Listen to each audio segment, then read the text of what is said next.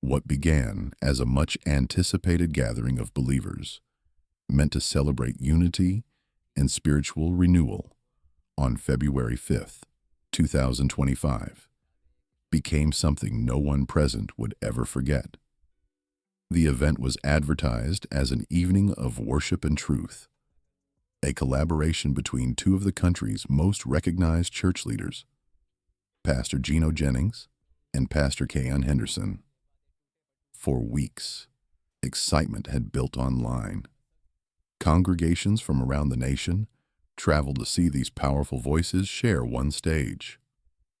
But what unfolded that night wasn't a sermon duet or a friendly exchange. It was a collision of two ideologies, two generations, and two very different interpretations of what ministry should look like in the modern age. The calm before the storm.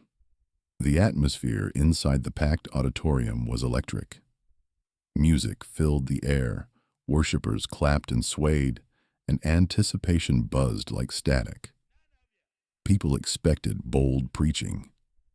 Pastor Jennings was known for his uncompromising, traditional stance, while Pastor Henderson represented a new wave of charismatic, media-savvy leaders who blended faith with modern influence. The audience was ready for inspiration, not confrontation. Yet, as the music faded and the lights dimmed, something shifted. Jennings approached the podium with quiet determination. Gone was his usual pre-sermon warmth. No pleasantries, no gentle introduction. The silence stretched just long enough for people to sense something unusual was coming. The confrontation begins. Jennings's voice echoed through the microphone, firm and deliberate. Instead of a greeting, he launched directly into words that made the crowd stiffen. He spoke about the dangers of turning the pulpit into a platform for personal gain, about ministries that looked more like corporations than houses of worship. Then, in a move that left everyone stunned, he turned toward Henderson and addressed him by name. The statement was bold, an accusation wrapped in conviction. Jennings questioned whether Henderson's ministry had crossed the line between service and showmanship. For a moment, the room froze. The choir members behind the stage looked at each other in disbelief. Henderson, seated calmly, stared ahead, his expression unreadable. Shock and stillness. You could feel the temperature in the room drop. The same audience that had just been singing fell silent, struggling to process what they were hearing. Jennings's words weren't shouted. They were delivered like a verdict, measured and heavy. He spoke about how faith should be rooted in sacrifice, not spectacle. How pastors should lead through humility, not through luxury. As he spoke, the tension thickened. Henderson remained seated, his hands clasped, eyes fixed on the pulpit. Cameras in the audience began recording. People sensed this was no ordinary disagreement. Henderson responds. When Henderson finally rose to speak, the crowd exhaled, the tension breaking into whispers. His demeanor was calm but resolute. With all due respect, Pastor, he began, you don't know my heart. The room leaned in.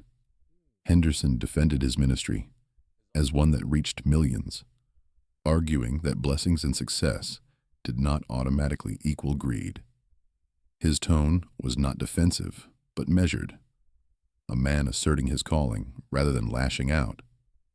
He spoke of changing times, of connecting faith to modern life, and of using resources to expand outreach.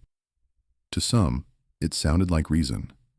To others, it felt like justification. Two worlds collide. Jennings listened without interruption, but his expression didn't soften. When Henderson finished, Jennings stepped forward again, his presence commanding. "The church is not a stage," he said, his voice rising slightly. It's not a place for entertainment, and it's not a marketplace, the audience murmured. What was unfolding was bigger than two men. It was the clash of two eras of ministry, one anchored in austerity, the other embracing influence as a tool. Their words carried decades of debate within the faith community about whether prosperity and spirituality can truly coexist. The tension peaks. Jennings pressed further, questioning the transparency of high-profile ministries that charged for events and operated with corporate polish. He warned of confusing branding with belief, of turning the gospel into a business model. The audience split down in visible lines. Some nodded, applauding his courage. Others sat stone still, loyal to Henderson's message of hope and abundance. Henderson waited, then took a slow breath. His reply came steady. Is it a sin to be blessed? Is it wrong for a man of God to succeed?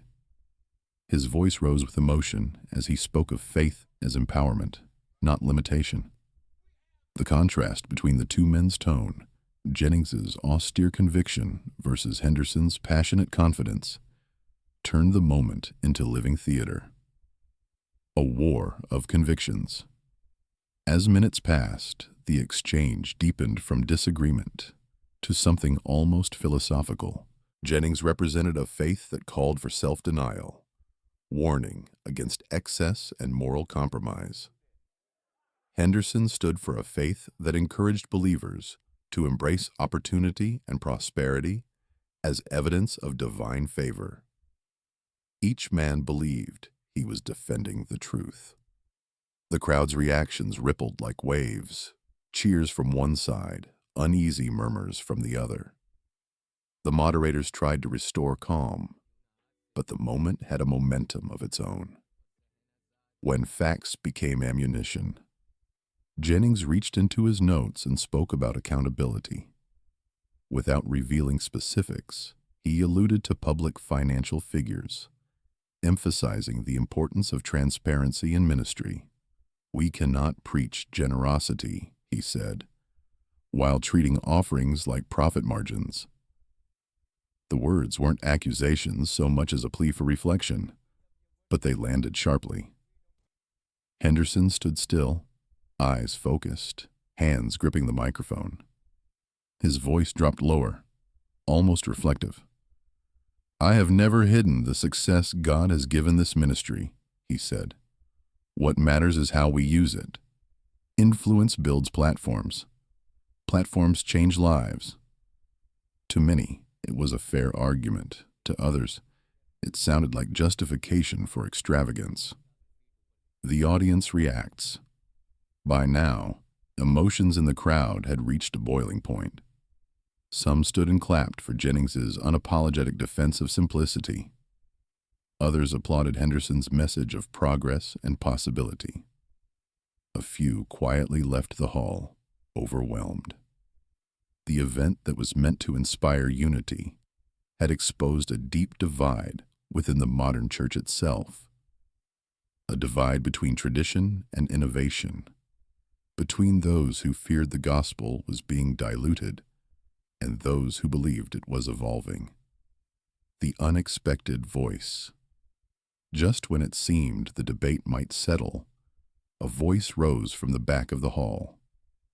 A man, reportedly a former congregant, spoke passionately about transparency and integrity, urging leaders to remember that faith belongs to the people, not to institutions.